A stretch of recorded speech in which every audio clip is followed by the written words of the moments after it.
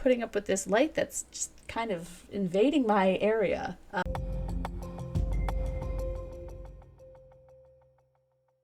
Hello, welcome to Sound and Fairy Book Review. As usual, I'm Tina. Today I'm doing a book review of Letters from the Last Apothecary by Bita Behzadi. This is a book coming out June 9th, 2026 from Hay House. It's a fantasy romance. I received this art from NetGalley in exchange for a fair review. A book that caught me entirely by surprise, Letters from the Last Apothecary, is, pun incoming, enchanting. What's it about? Josie Panova doesn't believe in fate until fate seems to believe in her. The day after she's fired, she wanders into the last magical apothecary in Trustport and lands an unexpected job. It's not ideal, but it buys her time and a paycheck while she waits to hear if she's been accepted into the city's prestigious Institute of Magic. Ophidius Reed doesn't believe in luck, and Josie feels like the worst kind. Opinionated, charming, and infuriatingly outsmarting him at every turn, she makes him feel like he's constantly a step behind her. To her, he's uptight and impossible. Neither suspects that they're already falling for each other, through a months-long exchange of anonymous letters as fellow Institute hopefuls. In the shop, they clash. On the page, they fall in love. But with the apothecary slated to close in 6 months, another casualty of Trustport's rapid industrialization and rising anti-magic sentiment, they'll have to fight for more than just their livelihoods. Josie's determined to prove that women like her belong in the world of structured spellwork. Reed is just as set on mastering his unruly magic and outrunning the past that has held him back. Saving the shop might be their only shot at meaningful magic, at true purpose, and at each other. This is the kind of fantasy romance that I love. Even without the fantasy aspect, this is the type of romance that I love. Period piece, slow burn, antagonist to lovers, realistic, complex characters. This book scooped me up and did not let me go. While it had its modern aspects, it reads like something Edwardian almost, which I absolutely loved. It'll be a bit slow for some readers, I think, but for me, the pacing and the way it was structured and kind of the slow burn, the slow build was absolutely perfect. I loved it. What I don't love is this light getting in my face, but oh well, c'est la vie. The setting and world building are as much as characters as the people are. There's a great deal of focus on the time period, which is the early 1900s. I think it's like 1906 or 1903, with all the technology and social expectations of that time, kind of from our time, but one where magic is both inborn and studied. There are various streams of magic, and some of it is regulated and some is not, and there's also a social tension about how magic is seen to be out of place amid industrialization that I thought was a really interesting kind of addition to the story, and it actually tied well into the plot. Despite the intensive world building, I guess you could say, the story itself never fell outside of the orbit of the characters. While the world building was strong, it was there to serve the other story, the love story. So while we get a little bit of kind of the way that society views magic and all of this stuff, there's no kind of like heavy kind of political aspect. There's no kind of like overarching kind of how is the world affected by this? It's more like how does the world affect these characters? And I thought that was a really restrained and well-balanced way to do it.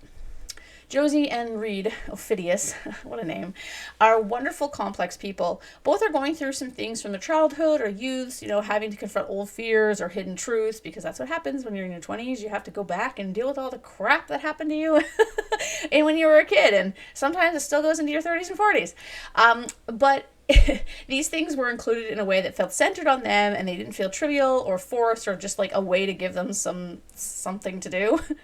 Unlike some romances where it seems like the couple are the only two people in the story sometimes, Josie and Reed have rich exterior lives and ambitions, and they use these people to help them in the plot, which also helps their personalities.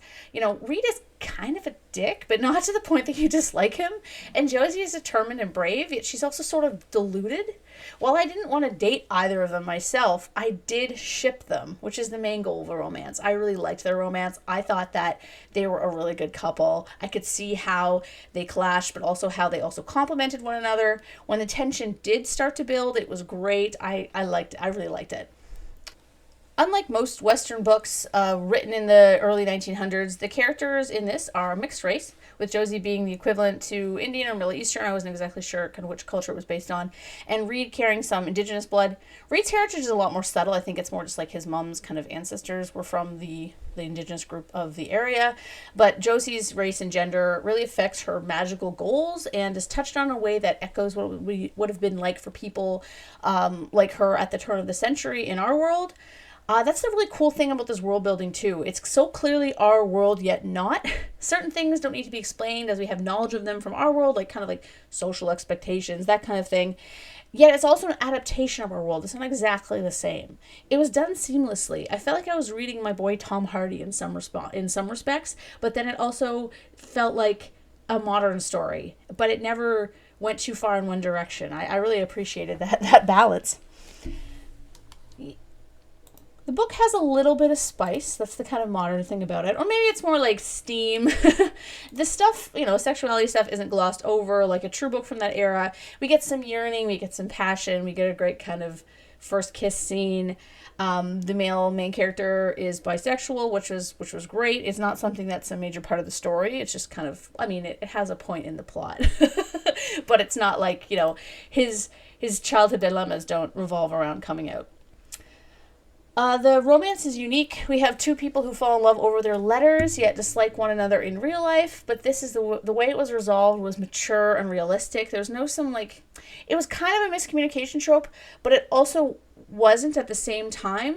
It's not some big nonsense blow up or big drama. I really appreciated that. And it also served to increase the tension surrounding the couple. They never hate one another in real life though, so the shift doesn't feel abrupt or out of character for them when they start to kind of realize.